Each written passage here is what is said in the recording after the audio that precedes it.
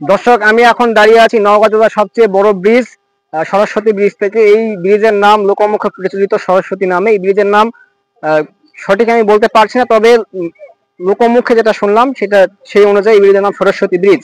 এই ব্রিজের কোনো মাইন ফলক আমি দেখলাম না, অর্থাৎ কোনো একটা ফলক ছিল, সেটি 5 আগস্টের পর ভেঙে ফেলা হয়েছে, যার কারণে সঠিক তথ্য আমি সেভাবে দিতে পারছি না। এই ব্রিজের নাম লোকজন আসলে সরস্বতী ব্রিজ নামে চিনে থাকে, এবং এই ব্রিজ নির্মাণ কাজ শুরু হয়েছিল 2007 সালে এবং উদ্বোধন হয় 2010 সালে। নওগাঁ জেলার মধ্যে সবচেয়ে বড় ব্রিজ হিসেবেই পরিচিত সরস্বতী ব্রিজ। নওগাঁ জেলার মধ্যে সবচেয়ে বড় ব্রিজ কিনা আমি সঠিক বলতে পারছি না, তবে নওগাঁ সদর উপজেলার মধ্যে আমার জানার মতে এটি সবচেয়ে বড় ব্রিজ। এই ব্রিজের পাশেই এই ব্রিজটি অবস্থিত ছোট যমুনা নদীর উপর, এবং এই ব্রিজের পশ্চিম পাশে বালুভরা এবং ব্রিজের পূর্ব পাশে এনায়েতপুর এবং বালুভরাকে যুক্ত করেছে এই সরস্বতী ব্রিজ। আর এই ব্রিজটি অবস্থিত ছোট যমুনা নদীর উপর। তো এই ব্রিজ থেকে ভিডিওতে আসার মূল উদ্দেশ্য হলো এই যে ছোট যমুনা নদীর পাড় জুড়ে কিন্তু কৃষক ব্যাপক আকারে ধুনচি চাষ করেছেন, কারণ এই বর্তমান সময়টা ভরা মৌসুম যাচ্ছে, এবং এই সময়টাতে কিন্তু আসলে অন্য ফসল চাষ করা সম্ভব নয়, কারণ যে কোনো সময় নদীতে অধিক পানি আসতে পারে, এবং যে ধুনচিগুলো লক্ষ্য করছেন আপনারা অদূরে নদীর চরে, এই ধুনচিগুলো কিন্তু ডুবে যেতে পারে সঙ্গত কারণে। আর ধুনচি ডুবে গেলে ধুনচি মারা যায় না, অন্যান্য ফসল ডুবে গেলে অন্যান্য ফসল মারা যায় সঙ্গত কারণে। কিন্তু কৃষক এই সময়টাতে নদীর চরে ধুনচি লাগিয়ে থাকেন, তার ধারাবাহিকতায় এই সরস্বতী ব্রিজের পাশে যে চর আছে, চর মালিক যারা আছেন, চরের যত জমি আছে, তারা কিন্তু ধুনচি লাগিয়েছেন। এবং আর কিছুদিন পর, অর্থাৎ 1 মাস বা 1.5 মাস পর, যখন আমাদের মাঝে হালকা হালকা শীত পরিলক্ষিত হতে শুরু করবে, তখন কিন্তু এই চরগুলোতেই তারা বিভিন্ন ধরনের রবি শস্য হিসেবে বিভিন্ন ধরনের ফসল চাষ করবেন। আর তার পাশাপাশি কিন্তু বর্তমান সময়ে এখানে ধুনচি চাষ করছেন।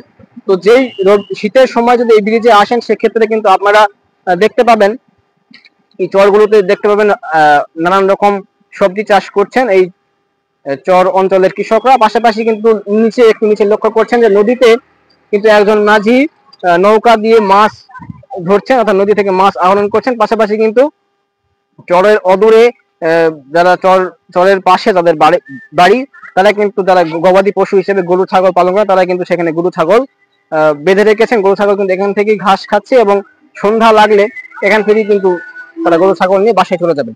তো এই ব্রিজ থেকে আসলে সেরকম কোনো ডিটেলস তথ্য দেওয়ার মতো আমার কাছে কিছু নাই, কারণ এখানে খুব একটি স্থানীয় লোক দেখছি না, আর যারা আছেন তারাও সঠিক ইতিহাস সেভাবে জানান না, যার কারণে কিন্তু আমি সঠিক তথ্য দিতে পারলাম না। এখানে যদি আপনারা আসেন, এই ব্রিজটা অবস্থিত বালুভরা বাজারের পরে, অর্থাৎ বালুভরা বাজার থেকে একটু এসেই কিন্তু এই সরস্বতী ব্রিজ। এখানে যদি আপনারা আসেন শীতের সময়, সেই সময় কিন্তু আসলে একটি সুন্দর প্রকৃতি এখানে উপভোগ করতে পারবেন। ও পাশে গাছ, এ পাশে বিস্তীর্ণ চর জুড়ে কিন্তু আসলে সেই সময়টাতে কৃষক অনেক রবি শস্য হিসেবে অনেক ফসল উৎপাদন করে থাকেন।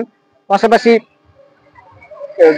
চরের বিস্তীর্ণ মাঠ জুড়ে কিন্তু কৃষক আসলে যারা গবাদি পশু পালন করেন, তারা কিন্তু গবাদি পশু বেঁধে রাখেন, এবং গবাদি পশু কিন্তু নদীর চরেই ঘাস খেয়ে তারা তাদের খাদ্যের চাহিদা মেটায়, এবং সারাদিন বেঁধে রাখার পর সন্ধ্যার সময় এখান থেকে গবাদি পশু নিয়ে যায় বাড়িতে রেখে দেয়। তো গ্রামের প্রকৃতি যদি, অর্থাৎ গ্রামের পাশাপাশি নদীমাতৃক বাংলাদেশে যদি নদীর সৌন্দর্য উপভোগ করতে চান, নওগাঁবাসী যারা আছেন তারা কিন্তু এখানে আসতে পারেন। এখানে আসার মধ্য দিয়ে নওগাঁ সদর উপজেলার সবচেয়ে বড় ব্রিজ দেখতে পাবেন। পাশাপাশি কিন্তু ব্রিজের নিচে বিস্তীর্ণ চর জুড়ে কৃষক যেই বিভিন্ন ধরনের ফসল চাষ করছেন, সেই ফসলগুলো উপভোগ করতে পারবেন। এখানে আসলে বৈকালের দিকে কিন্তু অনেক সুন্দর ছবি আসবে বলে আমি আশা করছি। তো এখান থেকে আসলে তোলার মতো খুব একটা কিছু নাই। এখানে আমরা ঘুরতে এসেছি, আমি, আমার ছোট ভাই শাহেদ এবং তার বন্ধু রিমন, আমরা 3জন এখানে ঘুরতে এসেছি। এবং ঘুরতে এসে, যেহেতু নওগাঁ সদর উপজেলা বা নওগাঁ জেলার মধ্যে সবচেয়ে বড় ব্রিজ এটি লোকমুখে প্রচলিত আছে, সেজন্য এখানে আসলে একটা ভিডিও করলাম। যে জায়গাটা কিন্তু বেশ সুন্দর। এখানে আপনার ব্রিজের পাশাপাশি একটি বিস্তীর্ণ চর, কারণ নদীতে কিন্তু খুব একটি বড় চর লক্ষ্য করা যায় না, বিশেষ করে ছোট যমুনা নদীতে। কিন্তু এই জায়গাতে অনেক বড় একটি চর রয়েছে। এই চরে শীতের সময়টাতে বিভিন্ন ধরনের ফসল চাষ করবেন, অর্থাৎ কৃষক সেই সময়টাতে আসলে, বর্তমানে যে চরের অবস্থা, সেই সময়টাতে আসলে কিন্তু আরো সুন্দর উপভোগ করা সম্ভব, আর দৃশ্যটা আরো সুন্দর হবে বলে আশা করছি। তো এখান থেকে আমি একটু এখানে ভিডিও শেষ করছি। আমার কাছে আসলে বিস্তারিত ইতিহাস এই ব্রিজে আমি বলতে পারলাম না, দেখে আমি দুঃখিত, কারণ এখানে সেরকম লোকও দেখছি না স্থানীয় যারা বলতে পারবে। আর পাশাপাশি কিন্তু যে সাইনবোর্ড বলা হয়, আসলে সেই সাইনবোর্ড এখানে নাই, সঙ্গত কারণে কিন্তু সঠিক ইতিহাস আমি এখানে বলতে পারলাম, তার জন্য আমি আপনাদের কাছে দুঃখিত। তো আমি ভিডিও এখানে শেষ করছি। ভিডিও দেখার জন্য সকলকে অসংখ্য ধন্যবাদ।